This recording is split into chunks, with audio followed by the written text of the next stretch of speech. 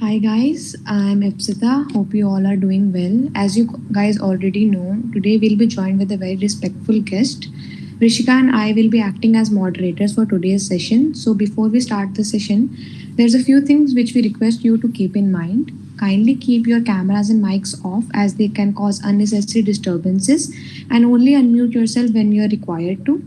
Kindly show respect to your fellow attendees. We will not tolerate any form of disturbances from the audience side. Please don't keep asking questions mid session as they can be considered disrespectful to the person who is speaking, and only start asking them when the FAQ segment begins. Kindly cooperate in the successful conduct of this session so we can have a healthy webinar. And I now pass the podium to Prishika so that she can introduce ma'am.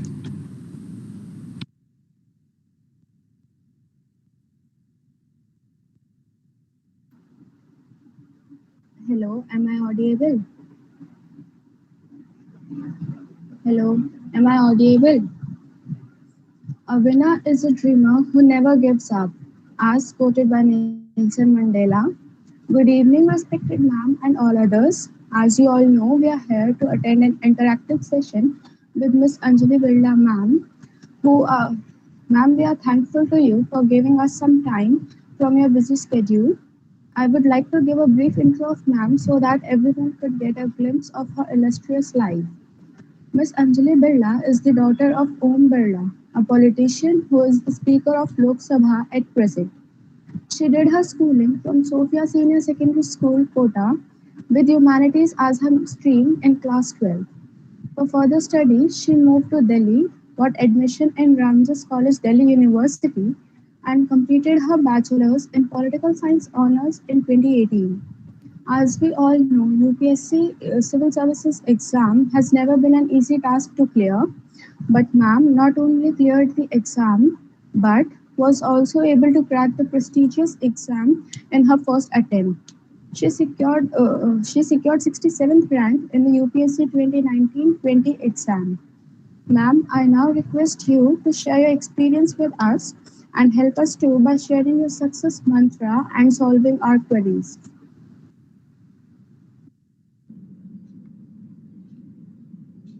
Hi everyone. I hope I'm audible. Can someone just give me a thumbs up? Yes, thanks. It is so nice to be coming back to the college, even if virtually, and being a part of Ramjas fraternity it is always a pleasure to talk to people of Ramjas who are studying in Ramjas. Ramjas sure has touched each one of our lives, and this is a common thread that we are bounded with. So I would keep my speech short so that I give more time to your question and answers. Because as an aspirant, even if I give my funda and I give my formula, it's not going to work. But whatever queries that you have, if they get solved, then that is going to be a better outcome of this meeting. And I also want to congratulate the UPSC Ramjas wing, because when I was in the college, I don't think so such a wing existed, and if it did, then it didn't catch my eye. But such a wing is very important so that there is consistency, there is competition, there is healthy competition, and there is a feeling that many people are involved in it. You do not get bored or you do not get stuck. So it's a very good initiative, and in that way, you can obviously conduct seminars like these and get your answers to those questions as well. So it's a win-win situation. I congratulate for all the office bearer for successfully organizing this meet, and also for continuing this UPSC wing. Now, taking forward with the civil services, as we all are here for that very purpose. You as aspirant, I am in it. So my takes for it would be just two. First would be that you should know why. And if your why is clear, then the how becomes easier and the how becomes clearer. So if you are very strong with the why you want to do UPSC, why do you want to do civils, then the how part will get easier. The how part will get clarified for you, and you would not feel bogged down by the how part.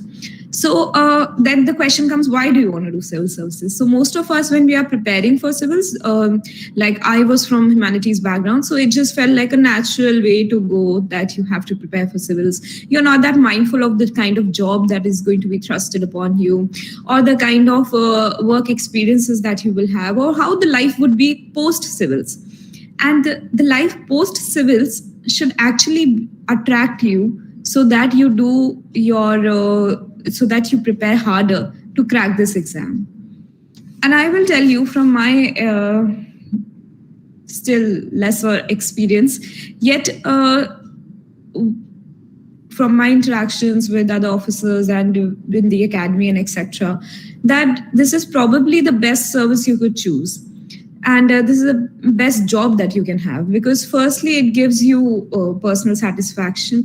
Secondly, it gives you, just by writing this exam, just by clearing this very exam, you get entry at a very executive position, whichever service you may choose. You get entry at a very executive position where you have to control a lot many people. So that is a very respectable job in itself. Then thirdly, it is there you can do a lot of work by itself, just by the virtue of being a civil servant. There's so much that you can do. So it gives you a wide canvas than any private sector job can give you. And fourthly, and on a personal level, it also gives space for you to live your own life. It is not something like how I'm sure there may be many political science or history graduates also here who would resonate, that how Karl Marx would used to say that in capitalism, it's only the work that is counted. But it is the government sector, it is this public sector, public life, that gives you opportunity to also retain your personal life as well as your professional life, which becomes very important at a later part of the stage. So given all of these things, it's a very attractive service naturally. Like so many of us are giving the exam, so many of us give whole years, so it's like almost like 10 lakh applications come for 1,000 posts. So naturally it's a very attractive service altogether. But because we are all from Delhi University, we are well versed, we are well efficient, I think we do have an advantage, and we do have an advantage on cracking the exam earlier at an earlier stage. So your why should be very clear, that you want to join this service, and you want to join the service with all your heart and mind, and then the how part will become easier. My second take would be a very, very general take, is like, whenever it is asked that what is the key to cracking this exam, I would only say it is consistency. If you study consistently for 1.5 years, then you have, like, obviously I cannot still say, because luck plays a very big factor here, but still you have a very, very good chance of cracking this exam. So consistency is the one major factor in cracking this exam. Instead of studying 10 hours one fine day and then not studying for another 7 days, it's better to study 6 hours every day, but without fail. So consistency and right direction would actually make you sail through this exam. And as I promised, I would keep it short so that you can ask questions. So I would give the stage to Ipshita and Brishika so they can open the floor to you. Thank you, ma'am, for giving such a wonderful speech. Now, I, Ipsita, on behalf of the Ramdas UPSC wing, extends our heartfelt gratitude for gracing this occasion. Ma'am, a lot of our friends have got queries for you that they would like to be answered. So I request all of the attendees to kindly write your questions in the chat box, and we'll take them up one by one as we go along. Meanwhile, ma'am, I would like to ask you, if you feel fulfilled at realizing your dream, do you think you are empowered enough to make a significant difference to the last man in the queue? That is that you need to do every day, and that you need to work on it every day. So you may always feel that you're not very, very powerful, but in a very little way, we are always powerful to help one or two or three or four. So if we can do that, then that's great enough. Like during COVID, there were so many queries which came to be health related on Instagram, etc. So I did my best to elevate most of them. So I felt that if I could devote, say, 4 to 5 hours into hearing to them and trying to elevate their woes during that time, then devotion of time also makes you very powerful. So that is there. So yes, you do feel, but you also feel like there's so much you can do. So it's never enough. Thank you, ma'am. So now a lot of questions have been coming in the chat box. So Medha asks, how can one work smart during the preparation instead of working hard?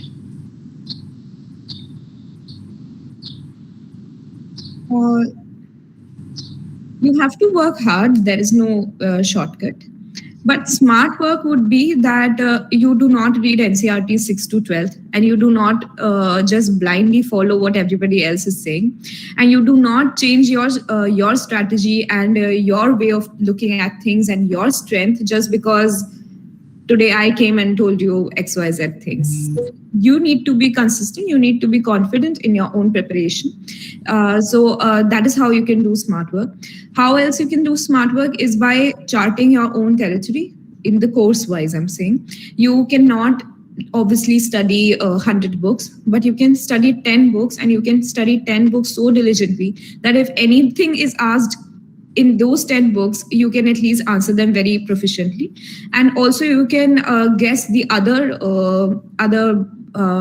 part of the questions which are not asked, which are not coming to you, and you can write that. It's about attitude. In the exam, you can write it when you can be confident that if I don't know, the other person also doesn't know, because it's a competitive exam. You need to realize that you need not know everything. You just need to know a little more than the one sitting next to you. Next question is from Himani. Being a student of Ramjas, how did you manage your college life and your studies?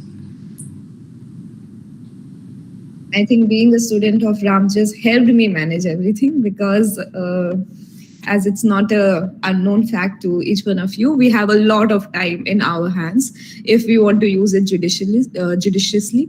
So that is not a hindrance at all. For anybody who's studying in DU, college should not be a hindrance.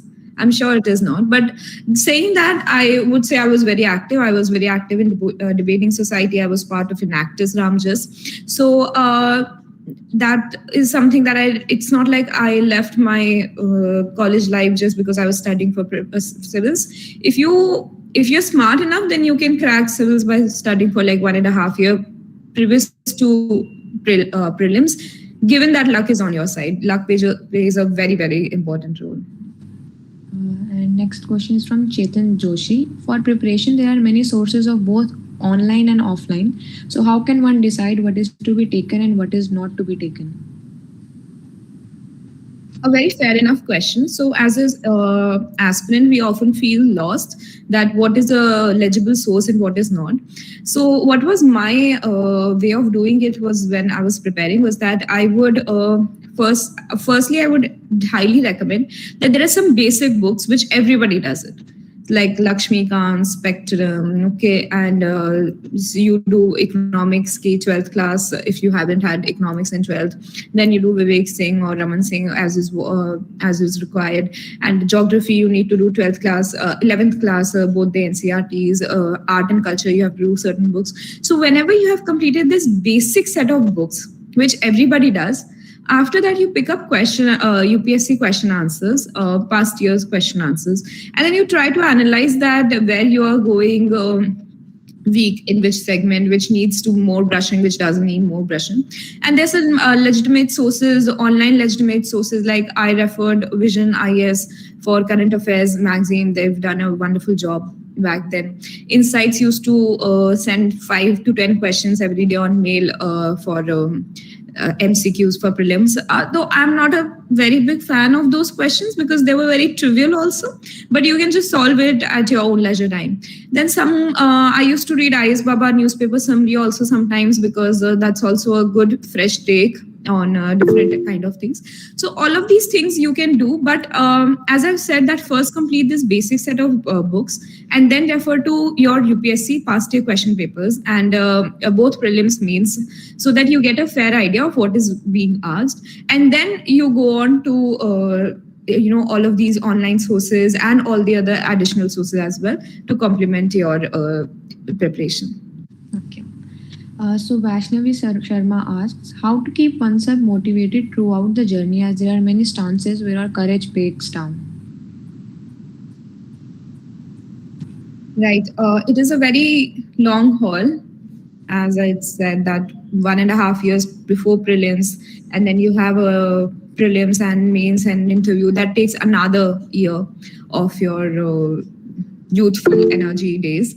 But you can keep yourself motivated by taking breaks at a definite time, by knowing that the other people who are also your friends, etc., they're also working on some or the other thing. So work and would remain a major chunk of your life, so you cannot ignore that. So it's better to utilize it at a place where it's going to give you a lot of yield or revenue at the end of the day. So you need to keep yourself motivated, and as I said, if your why is clear, then this motivation part would definitely get covered. But surely you should take breaks, and if you're like not in third year of the college, then you can go very slow with the preparation also. I don't know the framework of the people here. Maybe Ipshita can light me more so that we can have more fruitful discussion. Yes, ma'am. So next question we have from Sahil. Mostly what we see in today's student is that they are confused with their career, are preparing for civil services just because everyone is preparing, and they do not have any other idea with them. Would you please suggest a few tips for these students that how they can explore their opportunities? Surely, I think we have Google to our end, and many blogs have been written. So you can use that platform to understand. And charting a career for yourself and a career which you will like is very important. As I said, it's very important to know how the job profile would be, and what kind of life do you like, and to take a very calculative guess according to that. So you must explore totally in for it, and you can talk to your seniors, you can conduct more such meetings, and know more about the profile of this exam and of other exams as well, to get a better idea. Okay. Next question is from Masuda. Should we choose the optionals according to our interests or in accordance with what is considered comparatively easier and scoring? I think a mix of both. So your interest is important because you'll have to give at least 60-70% of your time to your optional, especially in the later stage, because it's a 500 marks game, right? So interest is important in the subject, but what is also important is ki material kitna available hai. You need to have enough material on it. You need to have enough sources of it and definite sources of it. So if that part is clear, then you can possibly be better at writing your subject than others.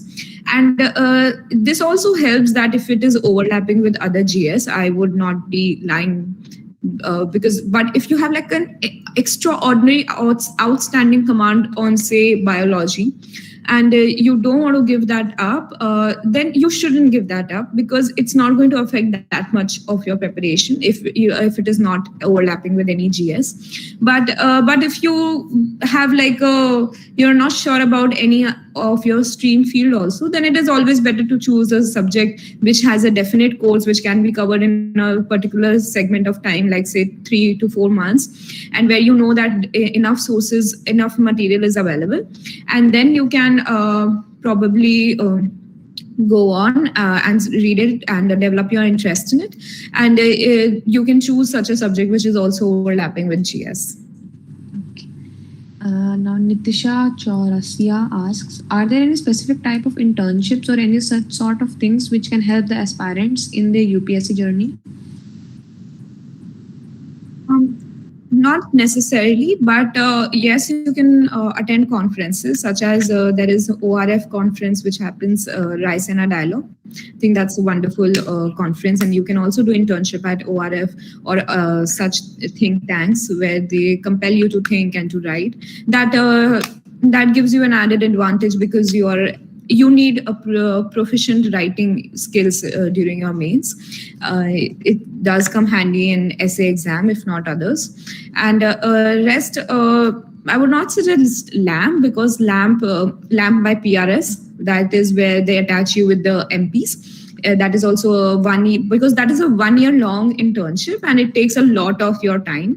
So that is not what I'll suggest. Then there's a parliament internship also, which is, by the way, really good. You get stipend of 25,000 per month, and also you get to see the working of the parliament, and they take you to a tour also. And I've been seeing that since last 1 year, that has been going great. So that is one of the internships that you can eye for as well.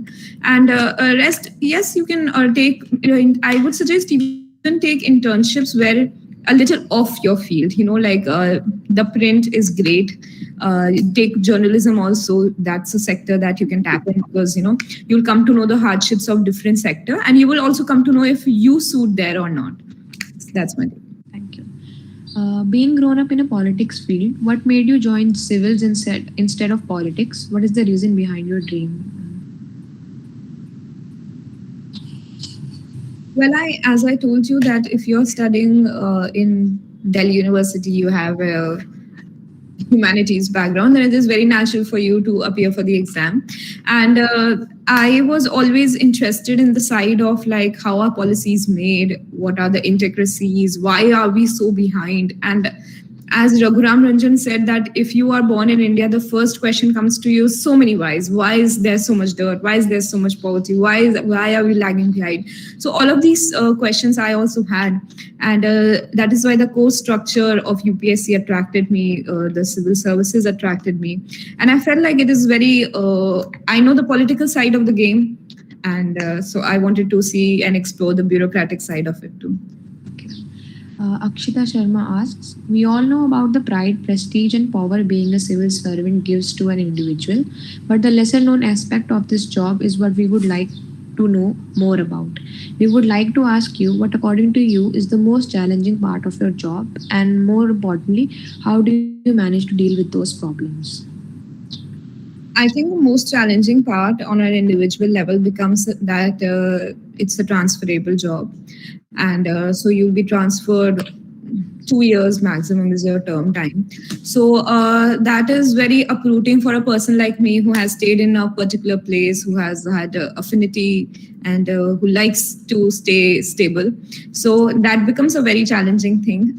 Secondly, I think challenging becomes that it's a maze of bureaucracy. So there's so many rules, you're bounded by so many rules. You have even if you get a lot of area to see, like from a perspective, from a layman perspective, but in reality you are very much bounded by rules, and you have to work within those rules.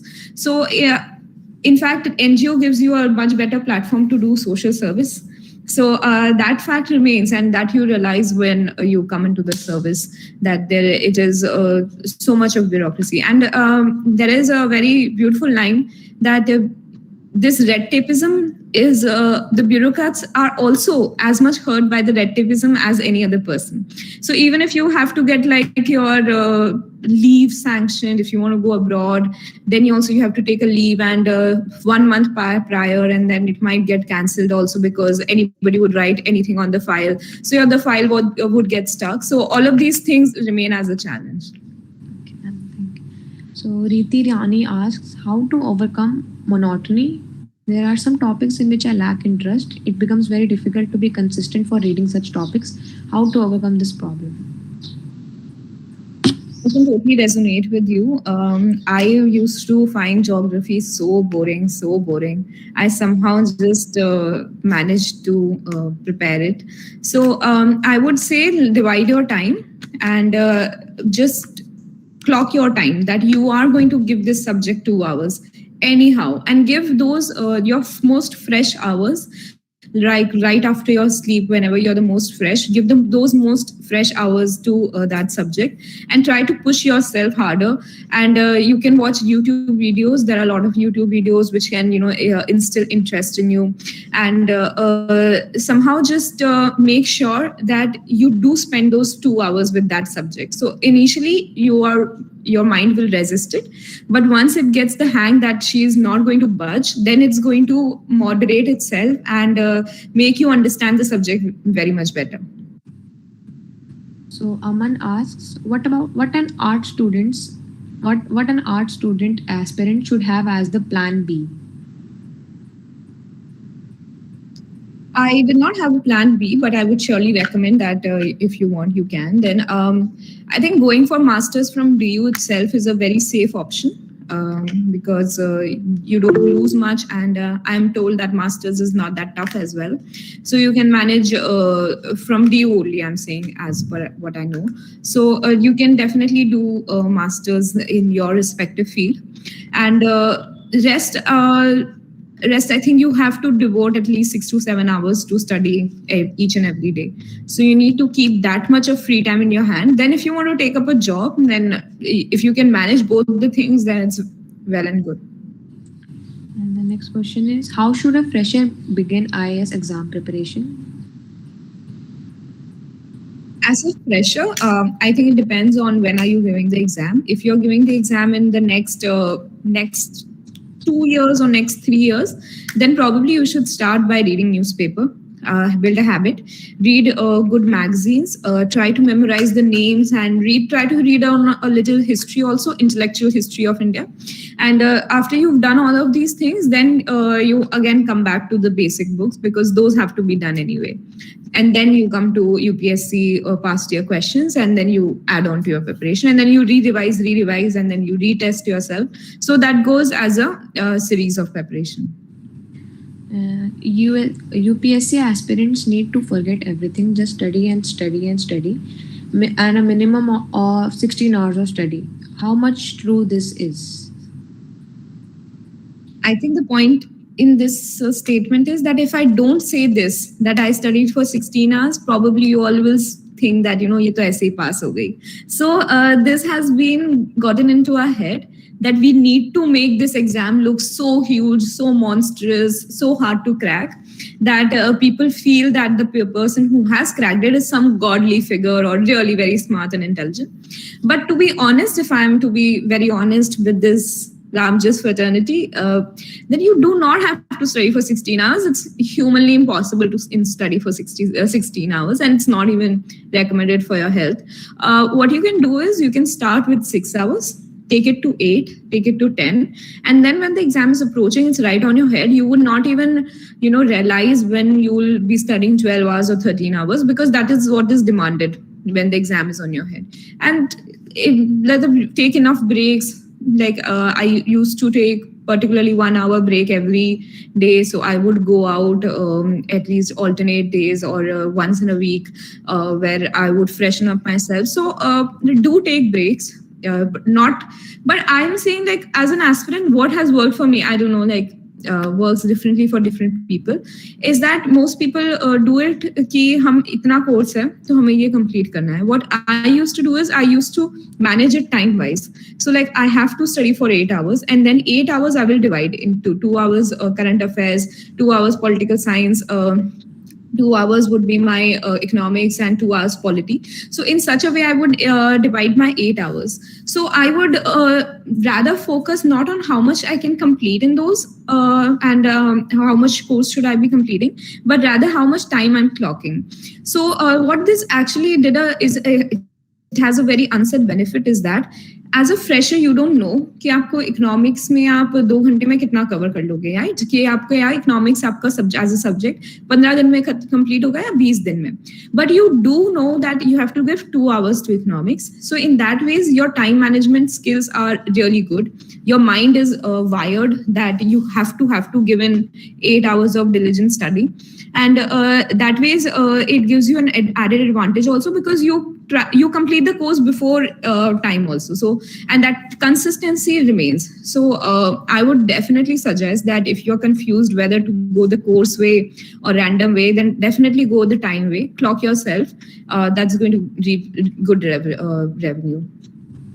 Next question is, how big a difference makes the coaching in preparation? If yes, then in which year coaching is preferable, during college or after graduation? I'm not a fan of coaching, to be honest. I took Vajiram coaching in my third year, and I used to go there every like 5 to 7:30 used to be class. So I gave 2.5 hours every day for 365 days, only to never refer them again during my preparation year, to not see the notes ever again, to not see their material ever again. So you can understand that it had little, or I would say no added advantage to my studying. So then it really felt like a waste. So I do not suggest coaching, but there are some people who feel the need to go out and study. And so you can either take optional. And what is the best strategy is that you complete the basic books. And then you realize where you're lacking. Okay, supposedly I was lacking in geography. Now it would have made more sense if I would have taken geography's coaching only rather than taking a general course, because then it takes a lot of your time, and then you will do CSAT TV coaching, because the coaching people will keep on selling you coaching after coaching, and it will be meaningless. It will take a lot of your time in commute. It will take a lot of your time in going and attending those classes. So the best is that you complete your basic books, and then you realize that which are the areas that you need help in, and you go to expert coaching on those areas. Supposedly there's I think Neetu Singh is there for geography. So such experts are there in Delhi. So you can go there. They have like a 3 months module to complete, and they'll complete the course, and you will feel better in that subject. So I felt that would have been a better approach to doing coaching and taking help of it. And Charvi Yadav asks, ma'am, what strategy would you refer to someone who just finished second year and is preparing to give CSE in 2023? Right. So you have almost like almost like 2 years to down. So I would, as I said, that if you have 2 years, 3 years, then you should start with newspaper. You should start with some good magazines, such as you have The Economist, you have the Karwa, Foreign Affairs. So try to read on all these magazines and your newspapers. Newspaper you can you can pick up the Hindu or Indian Express. Indian Express has a lot of gibberish here and there, but it also has a lot of good segments, such as its opinion page is great, then its governance page is great, and its page on explained page is also great. So there are some segments of Indian Express which are really good. So you can take that also. You can read the Hindu as well. So you can try and devote 3 hours, as I would again suggest that take a time for it. So try and devote 3 hours to UPSC. So in that you can finish off your newspaper in 2 hours. Later on you'll finish it in 1 hour as you pick up speed. And then you can devote the other 2 into reading some of the books, such as about history, about polity, or any other static book, whenever it interests you. Next question is from Tamisha Upadhyay. What will you do as a bureaucrat if you don't agree with the certain policies of the government you have to implement? So this you have to understand when you enter the government, that now you are the government. So you cannot go on and bash the government, or you cannot go on and bash the government for not doing enough, or for etc., because you need to feel that responsibility up in your veins. Now, if you don't like some policy of the government, but because you're an implementing wing, you will have to implement it, because it is mandated by the government. They have also thought about it. They have also gone through a due process of law, and then they have implemented it. So you need to implement it. But of course, if it is something which is illegal, which is not a policy written, and which is not backed by law, you can always ask your senior that they must give it in writing. And if they're asking you to do something which is illegal, they will refrain from giving it in writing. So that is a very legible way. It is also written in civil services conduct rules that this is the way that an officer can ask for recuse. So a lot of the students are asking how to prepare for current affairs. So current affairs is again a maze, and it gets a lot. I can totally understand. So for me, I realized on very early on that it is very stupid to be reading newspaper every day and to be making notes out of every day. It will consume so much of your time. Before you know, you'll be lagging behind. So, and you will not be able to retain also. So this is a very one of those filters that you can keep in mind, that you have to produce in the exam. It's not that you just have to become Socrates or Plato in your head. You have to produce it in the exam. So what that means is that you have to retain that much. And for things to be retained in your head, you need to revise and re-revise it ample number of times. So given that is the case, you need to keep your sources limited, and you cannot keep like a whole newspaper for like 365 days in your head. That is impossible. So what I did was I referred to Vision IAS current affairs monthly booklet.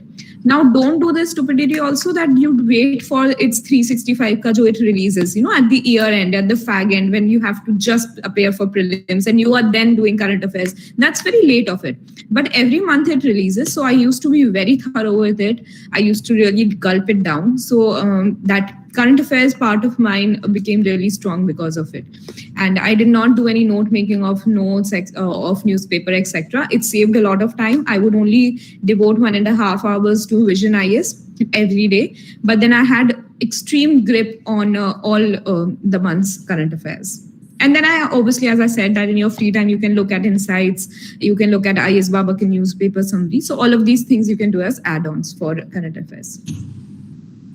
So there's how to decode the syllabus when you're doing self-study. What revision strategy one should follow while preparing for this exam? So when you are doing self-study, I also did self-study because I told you I do not count the Vajigam year as into my preparation time also. So you need to chart the basic books, as I've said, that these are the books that you'll do. Then UPSC ke purane questions, re-refer to them. And then you keep on adding wherever you feel like you are lacking. And the second part of the question was? What revision strategy one should follow while preparing for this exam? So you should keep in mind that at least you revise 5 times the whole course before sitting for prelims. This is a definite number I'm giving you. So if I'm giving you this number, then you need to keep your schedule accordingly, that you need to complete your course in 3 to 4 months, the first reading. Then you need to start revising it, and you have to revise it at least 5 times before sitting for prelims. This number will help you immensely. I also got this number from one of my senior, a relative as well. He said you have to revise 5 times. And that felt like, oh my God, the course is so huge. Like usually you would hear people saying revise the course 2 times, 3 times. And he said you have to revise your whole course 5 times. Then the test you take, which are indispensable for prelims, and especially if you are the first attempter, then I would suggest that attempting prelims questions, attempting as many tests are so important, can't underscore the importance of it more. So you need to take those tests, and you need to revise those tests also 3 times. So your whole course 5 times, and those tests that you have taken, those tests also you have to revise 3 times. How will you revise them? Sabke test ki na piche answer keys aati hai. So answer keys mein you highlight whatever you feel like is new or is an addition, and or whatever you attempted wrong. And then while you are reading it, you have to just refer to those piche ke notes and revise it again and again. So that's the take. Next question is newspaper analysis necessary? So it depends on which part of the exam we are talking about. For prelims, no, not at all, because prelims is factual, it's MCQ. You need to understand the nature of the exam. Mains, yes, because mains is a canvas you've been given and you have to write in there. So you need to write viewpoints, and those viewpoints need to be authorized viewpoints, and then you also need to give your opinion, which also should be sensible and rational. And as people who have no experience, we usually borrow opinions from the other intellectual people. So it makes sense, a lot of sense in mains writing, but a newspaper analysis does not make any sense for prelims. And in interview also, newspaper reading is important. So Priya asks how to make integrated notes for static as well as current portion. I mean, if you can do without making notes, please don't make notes. Because as a starter, you will just copy the entire book in your notes. Because you'll not come to know naturally what's important and what's not important. Everybody feels that confusion, and it is okay to. What I did was I did not make any notes of static. But I would recommend is that I did make notes in my mains preparation, which is very important because, and I divided it into GS 1, 2, 3, 4 and essay. So what happens is whenever you're reading from the newspaper, anything which you feel is going to fall into those brackets of the detailed syllabus that is given for mains, then you can write it down, and that is going to come very handy to you. So for mains, writing down from newspapers is important. For prelims, those static books के आपको notes बनाने की कोई ज़रूरत नहीं है, because anyway you will have to really gulp them down. You have to, retain each and every word of it. So it makes no sense to make notes. Whatever you can do is you can highlight, you can flag those and revise, because it helps in your revision. Is Lakshmikant enough for GS2 syllabus for prelims as well as mains? Lakshmikant is enough for polity section, for prelims, definitely. For mains, you need to complement it with more such like newspaper, more of newspaper, and because IR part is also covered in it in GS2, which is not covered in your Lakshmikant. So you need to complement it with current affairs section of vision also. That's also a great source to cover IR. So all of these things you need to take care. Ma'am, those students who don't opt maths after 10th class, then by which class maths questions are asked in UPSC exam? It's by the 10th standard only. It's still the 10th standard only. CSAT is very easy. Don't take it too lightheartedly, because I've seen my engineer friends also failing into it. So it's not like we are from arts, so we have a disadvantage. It's a very simple thing. Do not spend money on it. Do not spend more time on it. 2 weeks, you read CSAT, that too for like 3-4 hours, and solve past year questions. Whatever part you feel like you're lagging in, uska aap, see YouTube of it, or see any book reference for that very sum, and you will know that there is a pattern ki kuch questions speed se puchenge, kuch questions cube wale honge, whatever. So you can crack the code and then you can easily sail through. Yes, ma'am. So, ma'am, Pavitra asks, what was your optional subject, ma'am, and on what basis did you choose it? My optional was political science and IR, because that was also my subject in graduation. And also I had interest in political science, and also there was a very definite source of political science, Shubhra Ranjan ma'am and her notes. So I knew that everybody who is writing the exam from political science was very much confident, because her materials are sufficient for it, which plays a very important role, because the course can be completed within a 3 to 3.5 month time. So all of these combined factors together, I took pol science. Rakshit asks, if Sanskrit optional given benefit if any aspirant wants to take Sanskrit as his or her optional subject? I don't have particular knowledge about how Sanskrit is as an optional subject, but if you have enough material for it, as I said, and if you're proficient at it, then you may go through it. I think we'll take last few questions, right? Yeah. So Pranjal asks, does political framework in India provide enough space to bureaucrats, enough space to do something for betterment of people, or just being a signatory of politicians?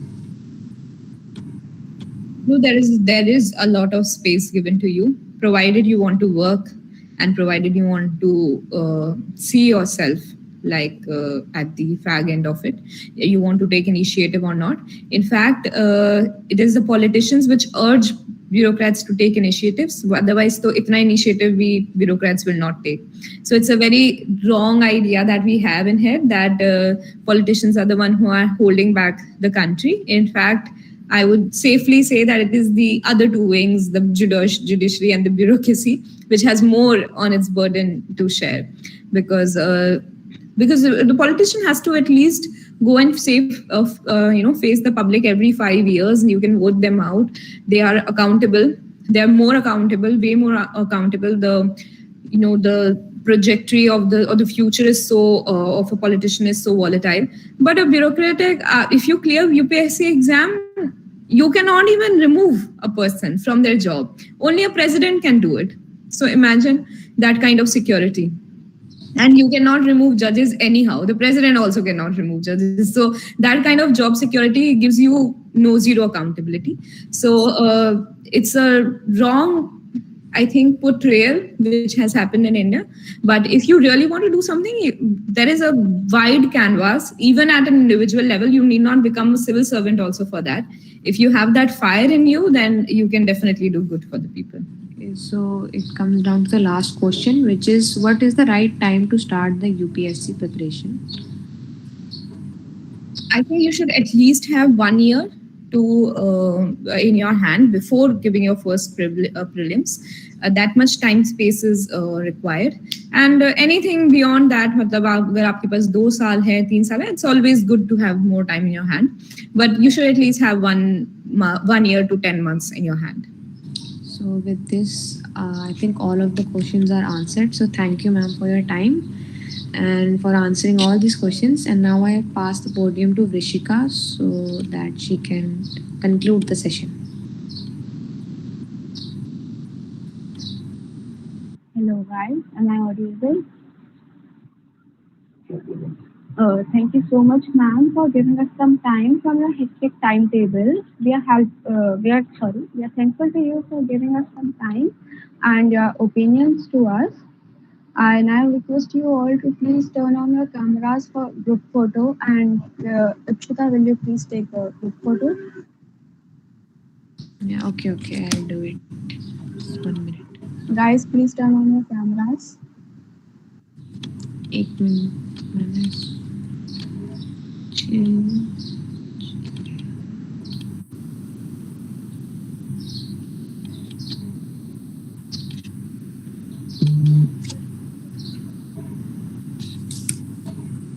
So nice to see so many thank yous anytime.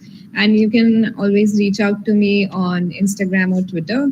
I try to reply to as many people as possible. And given that we are all from Ramjas, I'm more than happy to be there. Guys, please fill in the feedback forms. They will be provided to you in WhatsApp group. And with this, you can leave the session. And we are thankful to you, ma'am, once again.